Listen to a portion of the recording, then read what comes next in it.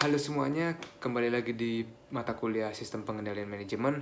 Dan di video kali ini, kami akan membahas materi mengenai penyusunan anggaran atau budget preparation. Sebelum kita masuk ke pembahasan, saya akan memperkenalkan anggota kelompok saya terlebih dahulu. Dimulai dari diri saya Gian Adriel NIM 18007, diikuti dengan teman saya Magdalena Lala NIM 037, Maria Teresia NIM 019, Brigita Rina NIM 018, Anggita Dwi NIM 036, Beliana Mutiara NIM 035, Melania Marta 013, dan yang terakhir Josephine Maidi NIM 024. Sekarang kita masuk ke pembahasan. Yang pertama, hakikat anggaran. Anggaran itu merupakan alat penting untuk perencanaan dan pengendalian jangka pendek yang efektif dalam organisasi. Anggaran sendiri memiliki beberapa karakteristik, diantaranya anggaran mengestimasikan potensi laba dari unit bisnis tersebut. Yang kedua, dinyatakan dalam istilah moneter, walaupun jumlah moneter mungkin didukung dengan jumlah non-moneter. Contohnya seperti unit yang terjual atau diproduksi. Yang ketiga, biasanya meliputi waktu selama 1 tahun. Yang keempat, merupakan komitmen manajemen, yang artinya manajer setuju untuk menerima tanggung jawab atas pencapaian tujuan-tujuan anggaran. Selanjutnya, usulan anggaran ditinjau dan disetujui oleh pejabat yang lebih tinggi wewenangnya dari pembuat anggaran. Setelah disetujui, anggaran hanya dapat diubah dalam kondisi-kondisi tertentu. Dan yang terakhir, secara berkala, kinerja keuangan aktual dibandingkan dengan anggaran dan varians dianalisis serta dijelaskan. Proses penyusunan anggaran harus dibedakan dari yang pertama perencanaan strategis dan yang kedua prediksi. Hubungan dengan perencanaan strategis. Perencanaan strategi itu adalah proses untuk memutuskan hakikat dan ukuran dari beberapa program yang harus dijalankan guna mengimplementasikan berbagai strategi organisasi. Perbedaannya, penyusunan anggaran itu lebih fokus pada 1 tahun, sedangkan perencanaan strategi itu fokus pada aktivitas-aktivitas yang mencakup periode beberapa tahun. Perbedaan lainnya, penyusunan anggaran itu terstruktur berdasarkan pusat tanggung jawab, sedangkan perencanaan strategi itu terstruktur berdasarkan lini produk atau program lain. Lantas, bagaimana perbedaannya dengan prediksi? Anggaran, ya, itu suatu rencana manajemen dengan asumsi implisit bahwa langkah-langkah positif akan diambil oleh pembuat anggaran, yakni manajemen yang menyusun anggaran, guna membuat kegiatan nyata sesuai dengan rencana. Sedangkan prediksi itu adalah suatu perkiraan akan apa yang mungkin terjadi, tetapi tidak mengandung implikasi bahwa pembuat prediksi akan berupaya untuk membentuk kejadian, sehingga prediksi akan terrealisasi. Berbeda dengan anggaran, prediksi memiliki beberapa karakteristik. Di antaranya yang pertama, itu suatu prediksi bisa dinyatakan atau tidak dinyatakan dalam istilah moneter. Yang kedua, dapat untuk periode waktu kapanpun. Yang ketiga, pembuat prediksi tidak menerima tanggung jawab untuk memenuhi hasil yang diprediksikan. Yang keempat, prediksi biasanya tidak disetujui oleh wewenang yang lebih tinggi. Yang kelima, suatu prediksi diperbarui segera setelah informasi baru mengindikasikan adanya suatu perubahan dalam kondisi. Dan yang terakhir, varians dari prediksi tidak dianalisis secara formal maupun berkala. Selanjutnya akan dijelaskan oleh teman saya. Baik, saya akan melanjutkan presentasi selanjutnya, yaitu kegunaan anggaran.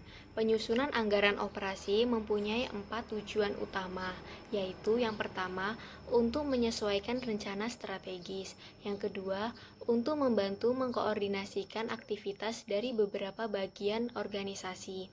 Yang ketiga, untuk menugaskan tanggung jawab kepada manajer dan untuk mengotorisasi jumlah yang berwenang untuk mereka gunakan dan untuk menginformasikan kepada mereka tentang kinerja yang diharapkan. Dan yang keempat, untuk memperoleh komitmen yang merupakan dasar untuk mengevaluasi kinerja aktual manajer. Pertama, menyelaraskan dengan rencana strategis. Rencana strategis mempunyai karakteristik-karakteristik sebagai berikut.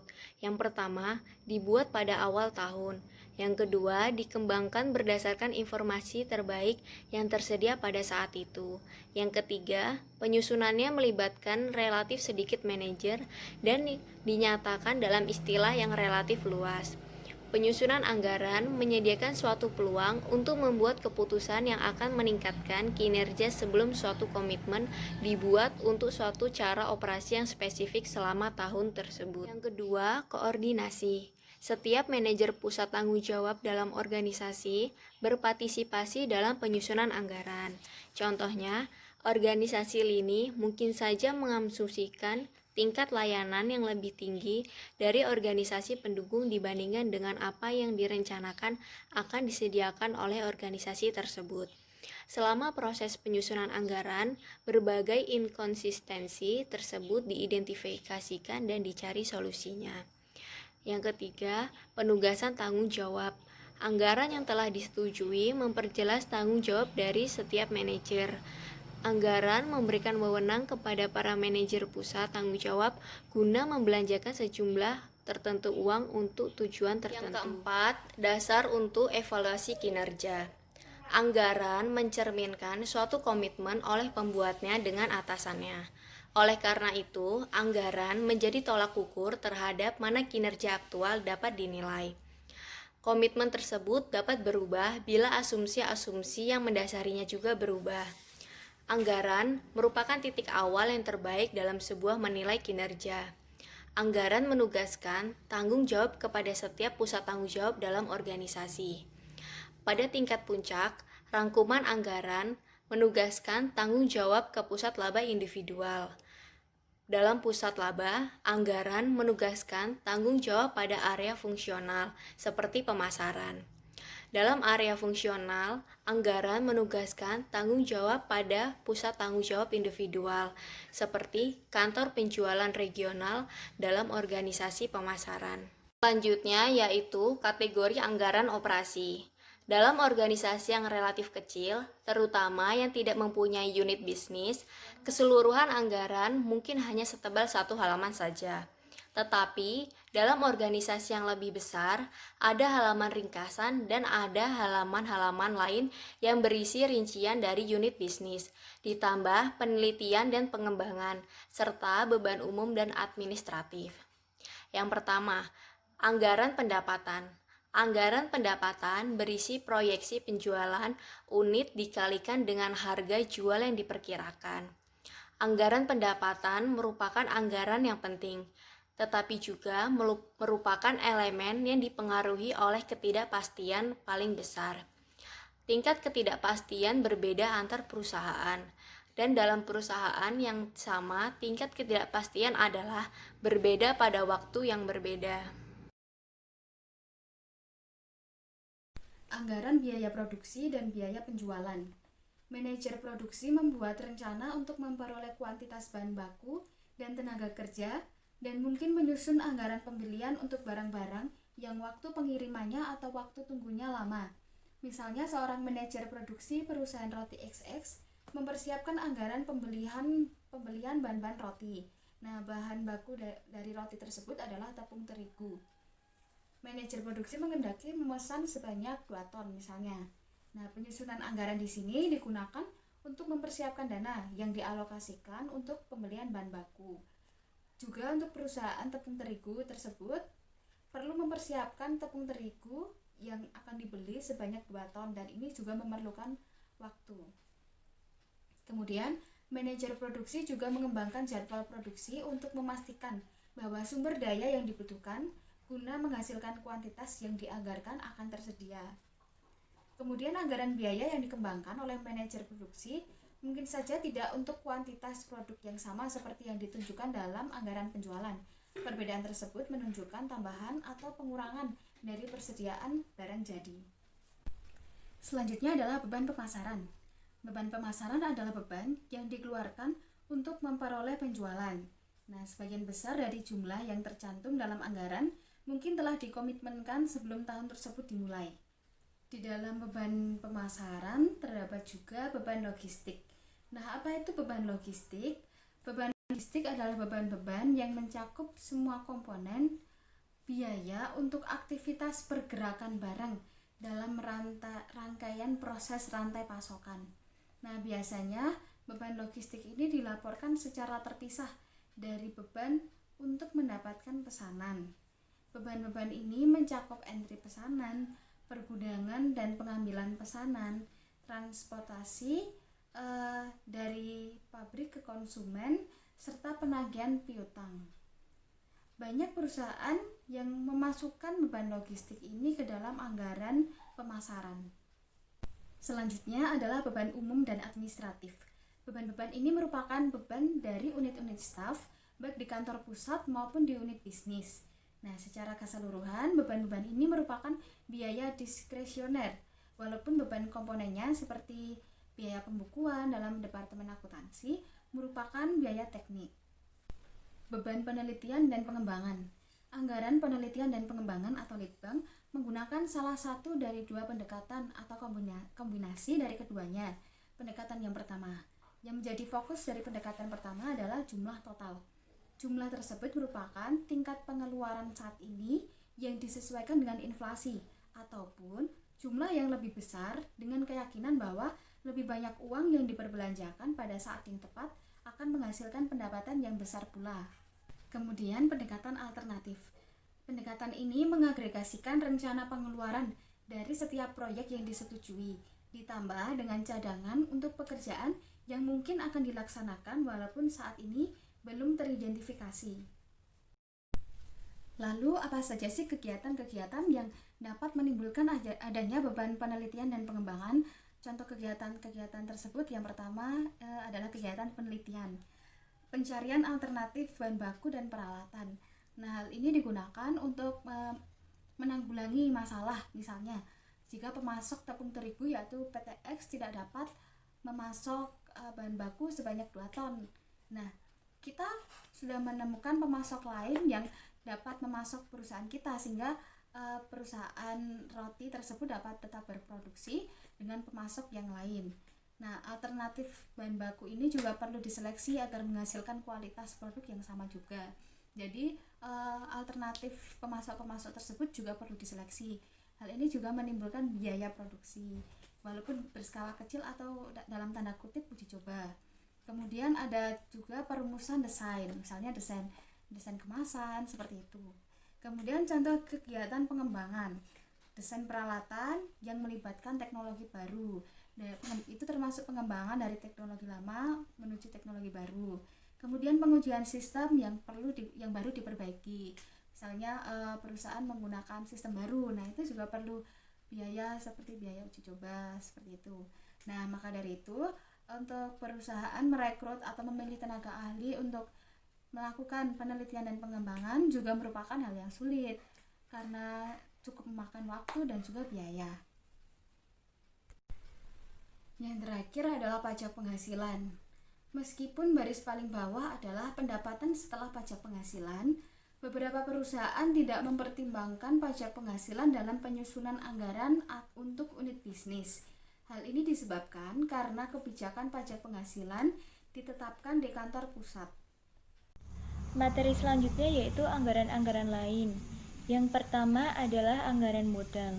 Anggaran modal menyatakan proyek-proyek kecil yang tidak memerlukan persetujuan tingkat yang lebih tinggi. Anggaran ini biasanya disusun secara terpisah dari anggaran operasi dan oleh orang yang berbeda. Pada waktu anggaran, proyek telah dirangkai menjadi satu paket secara keseluruhan dan diperiksa secara total.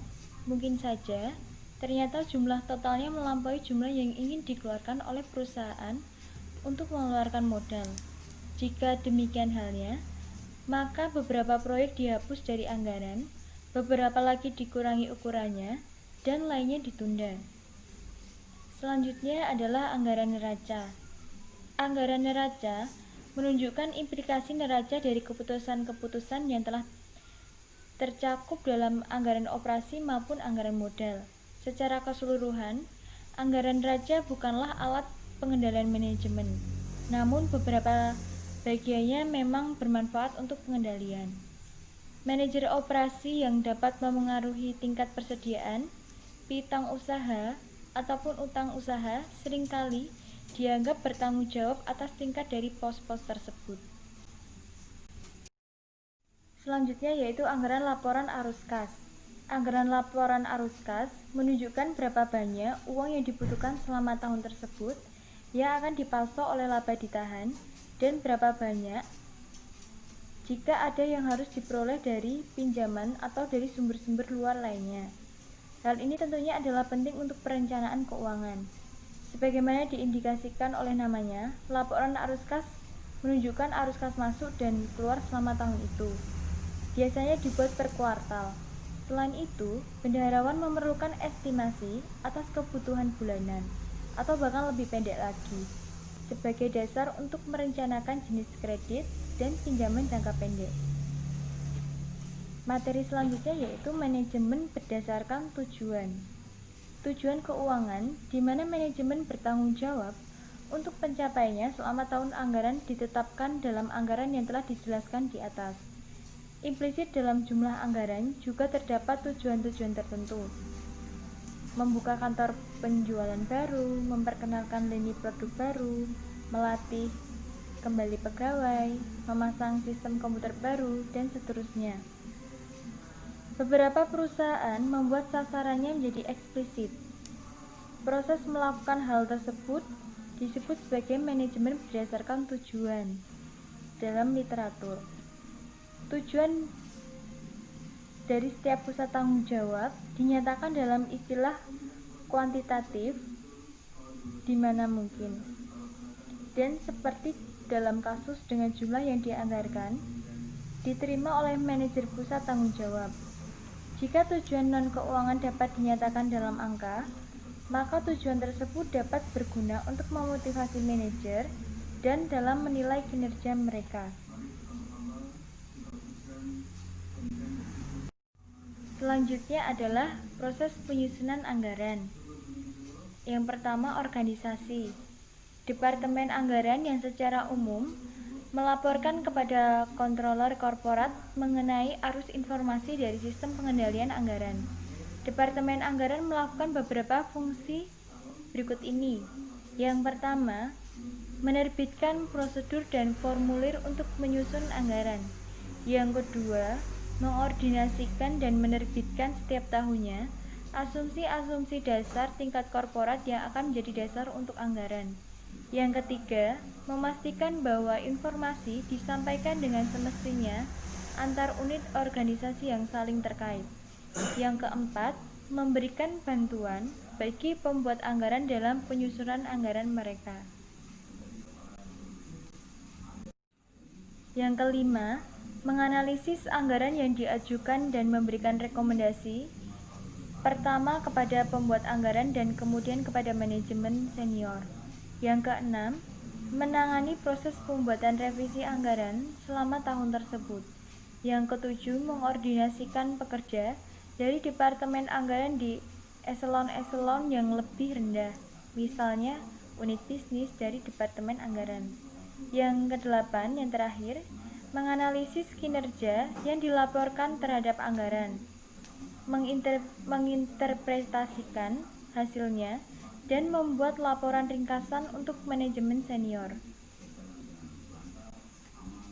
Nama saya Maria Teresia Timu, NIM 1821140911. Di sini saya akan melanjutkan tentang presentasi tentang penyusunan anggaran. Pertama-tama saya akan membahas tentang komit anggaran. Nah, komit anggaran ini terdiri dari anggota manajemen senior seperti Chief Executive Officer atau CEO, COO atau Chief Operating Officer, dan Chief Financial Officer atau CFO. Nah, di beberapa perusahaan, CEO membuat keputusan tanpa komit. Nah, komit anggaran ini memiliki suatu peranan penting, yaitu yaitu komit anggaran meninjau dan menyetujui atau menyesuaikan masing-masing anggaran. Nah, pada perusahaan besar yang terverifikasi, komit anggaran hanya bertemu dengan eksekutif operasi senior untuk meninjau anggaran dari suatu bisnis, sedangkan beberapa perusahaan, masing-masing manajer unit bisnis bertemu dengan komit anggaran dan mempresentasikan usulan anggaran. Nah, biasanya komit anggaran harus menyetujui revisi anggaran besar yang dibuat selama tahun tersebut. Selanjutnya, penerbitan pedoman. Tidak seperti penyusunan anggaran, pengembangan rencana strategis biasanya tidak melibatkan manajemen pusat tanggung jawab di tingkat yang lebih rendah. Nah, dengan demikian, ada tidaknya rencana strategis. Langkah pertama dalam proses penyusunan anggaran adalah mengembangkan pedoman yang mengatur penyusunan anggaran untuk manajer. Nah, pedoman ini dinyatakan secara implisit dalam rencana strategis dan dimodifikasi sesuai dengan perkembangan yang telah terjadi semenjak disetujui, khususnya kinerja perusahaan sampai tanggal tersebut dan prediksi terakhir. Nah, semua tanggung jawab harus mengikuti sebagian dari pedoman ini. Nah, seperti asumsi inflasi secara umum dan inflasi untuk pos-pos tertentu seperti upah, kebijakan korporat tentang berapa banyak pegawai yang dapat dipromosikan, kompensasi yang di tiap tingkat upah dan gaji termasuk tunjangan, dan kemungkinan untuk membekukan perekrutan. Nah, dalam hal ini, staf anggaran akan mengembangkan pedoman dan manajer akan menyetujui. Nah, manajer di tingkat yang lebih beberapa perusahaan, manajer di tingkat yang lebih rendah dapat mendiskusikan pedoman sebelum disetujui. Nah, staf juga mengembangkan jadwal untuk langkah dalam proses penyusunan anggaran. Departemen anggaran akan menyebarkan bahan ini ke seluruh organisasi. Selanjutnya, usulan awal anggaran. Dengan menggunakan pedoman tersebut, manajer pusat tanggung jawab dibantu dengan para stafnya mengembangkan permintaan anggaran. Di sini, karena sebagian besar pusat tanggung jawab akan memulai tahun anggaran dengan fasilitas pegawai dan sumber daya lain yang sama seperti yang mereka miliki saat ini, maka anggaran ini didasarkan pada tingkatan yang ada, yang kemudian dimodifikasi sesuai dengan pedoman. Nah, perubahan tingkat kinerja saat ini dapat diklasifikasi sebagai yang pertama ada perubahan dalam kekuatan eksternal, yang kedua ada perubahan dalam kebijakan dan praktik internal. Nah, perubahan-perubahan tersebut mencakup tetapi tidak terbatas pada hal-hal berikut. Perubahan dalam kekuatan eksternal ini ada perubahan dalam tingkat umum aktivitas ekonomi yang mempengaruhi volume penjualan, misalnya perkiraan pertumbuhan dalam permintaan suatu lini produk. Yang kedua ada perkiraan perubahan dalam harga beli bahan baku dan jasa. Yang ketiga ada perkiraan perubahan dalam tarif upah tenaga kerja. Yang keempat ada perkiraan perubahan biaya dari aktivitas diskresioner, misalnya pemasaran, limbang, dan administrasi. Yang kelima ada perubahan dalam harga jual. Nah, hal ini biasanya setara dengan jumlah perubahan dalam pengeluaran terkait, yang mengasumsikan bahwa perubahan dalam biaya dapat ditutup dengan harga jual, karena perubahan-perubahan yang serupa akan dialami oleh para pesaing. Nah, untuk yang perubahan dalam kebijakan dan praktik internal, di sini ada 3. Ada perubahan dalam biaya produksi, mencerminkan peralatan dan metode baru. Yang kedua, ada perubahan dalam biaya diskresioner berdasarkan pada antisipasi perubahan dalam beban kerja. Yang ketiga, ada perubahan dalam pangsa pasar dan bauran produksi. Nah, hanya sedikit perusahaan yang mengharuskan agar perubahan-perubahan spesifik dari tingkat pengeluaran saat ini diklasifikasikan berdasarkan penyebab-penyebab di atas. Penyebab-penyebab yang tadi saya sebutkan. Kemudian selanjutnya ada negosiasi. Negosiasi ini pembuat anggaran mendiskusikan usulan dan dengan atasannya. Nah, pertimbangan yang akan mempengaruhi bagaimana kinerja di tahun anggaran sebaiknya merupakan perbaikan dari kinerja tahun berjalan. Oleh karena itu, harus siap untuk mempertahankan anggaran yang pada akhirnya disetujui. Selanjutnya, kelonggaran, di mana perbedaan antara jumlah anggaran dan estimasi terbaik disebut kelonggaran atau slack. Dalam memeriksa anggaran, atasan berusaha untuk menemukan dan menghilangkan kelonggaran. Kemudian, tinjauan dan persetujuan.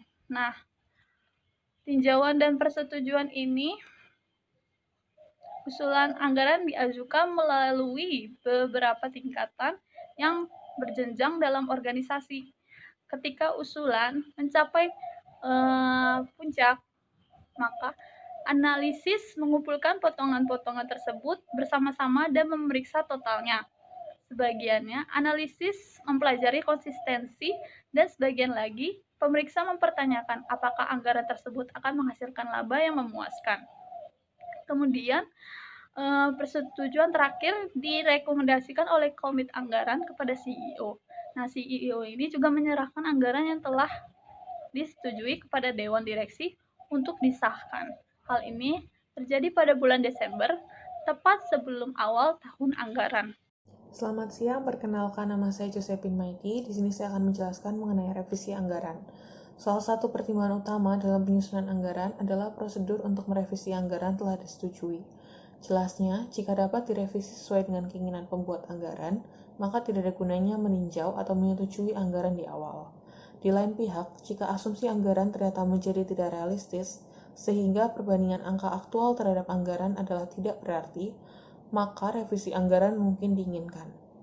Ada dua jenis umum revisi anggaran. Yang pertama, prosedur yang memungkinkan pemutakhiran anggaran secara sistematis, dan yang kedua, prosedur yang memungkinkan adanya revisi dalam keadaan tertentu. Jika revisi anggaran terbatas hanya pada situasi yang tidak biasanya, maka revisi semacam itu harus ditinjau dengan memadai. Secara umum, izin untuk membuat revisi sebaiknya sulit untuk didapat. Revisi anggaran harus dibatasi keadaan-keadaan di mana anggaran yang disetujui sedemikian tidak realistisnya, sehingga tidak lagi menjadi alat pengendalian yang berguna. Dengan kata lain, revisi anggaran harus dinilai berdasarkan perubahan kondisi yang signifikan dari yang ada ketika anggaran yang asli disetujui. Anggaran kontingensi. Anggaran kontingensi menyediakan suatu cara yang cepat untuk menyesuaikan dengan kondisi yang berubah jika situasinya telah tiba. Beberapa perusahaan secara rutin menyusun anggaran kontingensi yang mengidentifikasikan tindakan-tindakan manajemen yang akan diambil jika ada penurunan yang signifikan dalam volume penjualan dari apa yang telah diantisipasi ketika mengembangkan anggaran. Misalnya, tindakan yang akan diambil berdasarkan penurunan 20% dari estimasi terbaik atas volume penjualan. Jika volume penjualan turun 20%, manajer unit bisnis akan memutuskan sendiri sesuai dengan anggaran kontingensi yang telah ditentukan sebelumnya apa tindakan yang harus dilakukan. Terima kasih.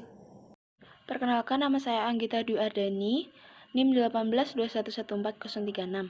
Di sini saya akan melanjutkan presentasi dari kelompok saya mengenai aspek-aspek perilaku dalam sistem pengendalian manajemen. Yang pertama yaitu partisipasi dalam proses penyusunan anggaran. Dalam partisipasi dalam proses penyusunan anggaran ini terdapat dua pendekatan, yaitu pendekatan dari atas ke bawah dan pendekatan dari bawah ke atas. Pendekatan pertama yaitu pendekatan dari atas ke bawah. Dengan penyusunan anggaran dari atas ke bawah, manajer senior menetapkan anggaran bagi tingkat yang lebih rendah. Sedangkan pendekatan kedua yaitu pendekatan bawah ke atas. Dengan penyusunan anggaran dari bawah ke atas, manajer di tingkat yang lebih rendah berpartisipasi dalam menentukan besarnya anggaran. Dalam proses penyusunan anggaran, dapat dikatakan efektif jika menggabungkan dua pendekatan tersebut. Proses persetujuan yang keras juga membantu untuk memastikan bahwa pembuatan anggaran tidak main-main dengan sistem penyusunan anggaran. Kemudian, peneliti telah membuktikan bahwa partisipasi anggaran mempunyai dampak yang positif terhadap motivasi manajerial. Berikut ini merupakan dua dampak positif partisipasi anggaran terhadap motivasi manajerial. Yang pertama yaitu kemungkinan ada penerimaan yang lebih besar atas cita-cita anggaran jika anggaran dipandang berada dalam kendali manajer dibandingkan bila dipaksakan secara eksternal. Hal ini mempengaruhi komitmen pribadi yang lebih besar untuk mencapai cita-cita tersebut. Kemudian yang kedua yaitu hasil penyusunan anggaran partisipatif. Hasil penyusunan anggaran partisipatif sendiri merupakan pertukaran informasi yang efektif. Besar anggaran yang disetujui merupakan hasil dari keahlian dan pengetahuan pribadi dari pembuat anggaran, yang tentunya paling dekat dengan lingkungan pasar. Kemudian ada tingkat kesulitan dari target anggaran. Bisa dikatakan bahwa anggaran yang ideal merupakan anggaran yang menantang namun mudah untuk dicapai atau dapat dicapai. Berikut ini merupakan beberapa alasan mengapa manajer senior menyetujui anggaran yang dapat dicapai untuk unit bisnis. Yang pertama yaitu, jika target anggaran terlampau sulit, manajer akan termotivasi untuk mengambil tindakan jangka pendek yang mungkin tidak sesuai dengan kepentingan jangka panjang perusahaan. Kemudian yang kedua, target anggaran yang dapat dicapai mengurangi motivasi manajer untuk terlibat langsung dalam memanipulasi data untuk memenuhi anggaran. Kemudian yang ketiga, jika anggaran laba unit bisnis mencerminkan target yang akan dicapai, maka manajer senior dapat pada akhirnya mengungkapkan target laba ke analisis sekuritas, pemegang saham, dan sekuritas pihak eksternal lainnya, dengan perkiraan yang wajar bahwa hal tersebut mungkin adalah benar. Kemudian yang keempat, anggaran yang labanya sangat sulit untuk dicapai biasanya mengimplementasikan target penjualan yang terlalu optimis. Hal ini dapat mengarah pada komitmen yang berlebihan atas sumber daya guna mempersiapkan diri untuk aktivitas penjualan yang lebih tinggi. Kemudian yang terakhir, ketika manajer bisnis mampu mencapai dan melebihkan target mereka, ada rasa atau suasana kemenangan dan sikap positif dalam perusahaan. Saya, Melania Marta, NIM 1821140013, akan menyampaikan materi tentang lanjutan aspek-aspek perilaku. Keterlibatan manajemen senior. Supaya sistem anggaran manapun menjadi efektif dalam memotivasi pembuat anggaran, manajemen harus berpartisipasi dalam peninjauan dan persetujuan anggaran. Dan persetujuan tidak hanya sebagai stempel. Tanpa partisipasi aktif mereka dalam proses persetujuan, akan ada godaan besar bagi pembuat anggaran untuk bermain-main dengan sistem tersebut. Beberapa manajer akan menyerahkan anggaran yang mudah dicapai atau anggaran yang berisi kelonggaran yang berlebihan untuk kontingensi yang mungkin. Manajemen juga harus menindaklanjuti hasil anggaran. Jika tidak ada umpan balik dari manajemen puncak dalam hal sistem anggaran tersebut tidak akan efektif dalam memotivasi pembuat anggaran. Yang terakhir, Departemen Anggaran. Menganalisis anggaran secara rinci dan departemen tersebut harus yakin bahwa anggaran disusun dengan memadai dan informasinya adalah akurat. Untuk melaksanakan tugas mereka dengan efektif, anggota Departemen Anggaran harus mempunyai reputasi sebagai orang yang tidak memihak dan adil. Anggota Departemen Anggaran tentunya memiliki keahlian yang diperlukan untuk berurusan secara efektif dengan orang lain.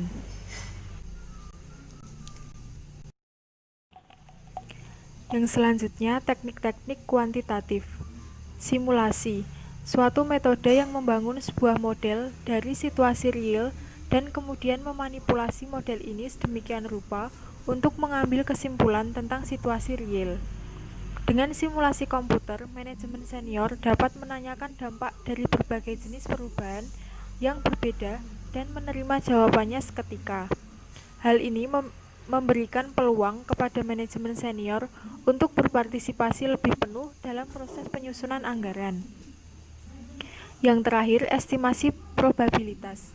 Tiap angka dalam anggaran adalah estimasi titik, yaitu jumlah tanggal yang paling mungkin.